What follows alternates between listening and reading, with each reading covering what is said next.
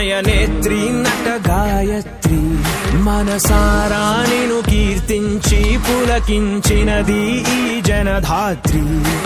నిండుగా ఉందిలే దుర్గ దీవెనం ఉందిలే జన్మకో దైవ కారణం నువ్వుగా వెలిగే ప్రతిభాగుణం ఆ నటరాజుకు స్త్రీ రూపం